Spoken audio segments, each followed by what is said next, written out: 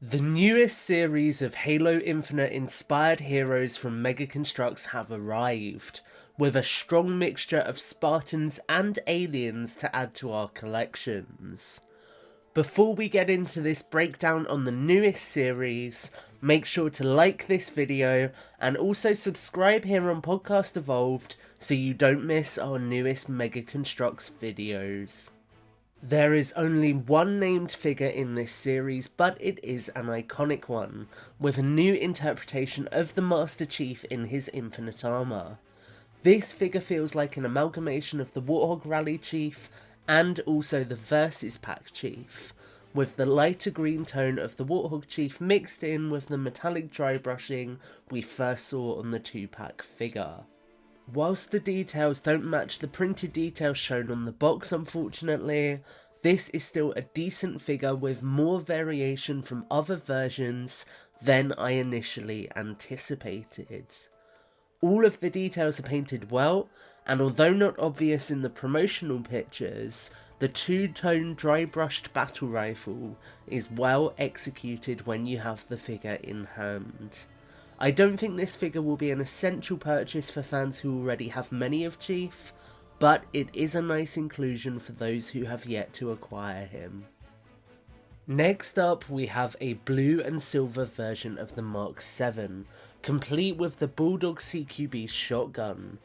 The Mark 7 is a mould which has seen a fairly wide use in a short amount of time, and so it doesn't quite have the impact it did upon its original release. With that said, I do appreciate a lot of the additional paint apps here, including a nice detail on the shoulder plate. The helmet is also well detailed on this figure too, and the inclusion of the Bulldog is nice as it does have some paint variation when compared to previous versions of this weapon. Overall, this is a nice figure, but it isn't my favourite of the wave. A surprise hit in the wave, however, is the Spartan Trailblazer, who comes in white with some gorgeous rust-coloured highlights. I love this figure. The small detailing on the chest plate and the helmet is executed really well and adds a lot of depth to this character's armour. The black dry brushing on the white armour helps to make it feel worn and utilised, and the rust highlight on the shoulder plate adds a nice splash of colour too.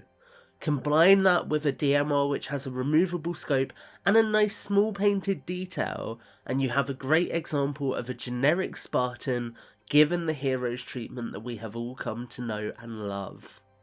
Next up, we have one of the most beautiful figures to join a hero's line to date, the Elite Warlord. This figure packs in some new sculpted elements and combines them with an extreme level of detail, with extra paint on the shoulders, the chest plate, and also even on the feet, creating a figure which feels next level compared to other banished figures in our collections. Of extra note here is the head too, which features a two-tone colour to represent the undersuit that the Elite is wearing. This figure really is next level in terms of how many small paint apps it features. Throw in a highly detailed energy sword with two colour detailings on the hilt, and you have a fantastic figure which has already proven to be a massive hit with Halo fans. Lastly, but certainly not least, we have a figure which people have been asking for a very long time. A super articulated brute chieftain. This figure comes in a banished colour scheme and is incredibly detailed, with additional paint applications on every single piece of armour. Just like the Elite Warlord, these additional paint apps really help to make this figure feel even higher quality than others, featuring, again, next level paint applications.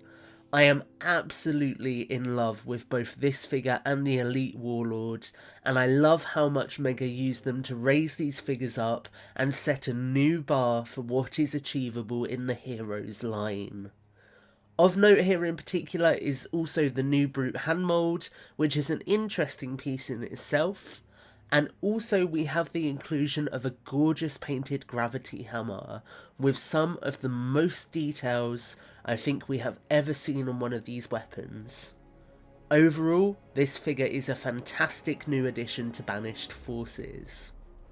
So, to conclude, Series 13 brings a fantastic assortment of characters to the line, with the standouts being the new Banished Forces, although the Spartans aren't bad here either.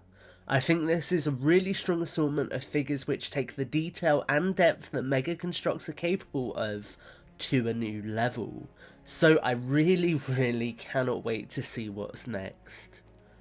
With all that said, we'd love to hear from you. Let us know what your thoughts on Series 13 are in the comments down below, and, as always, evolved.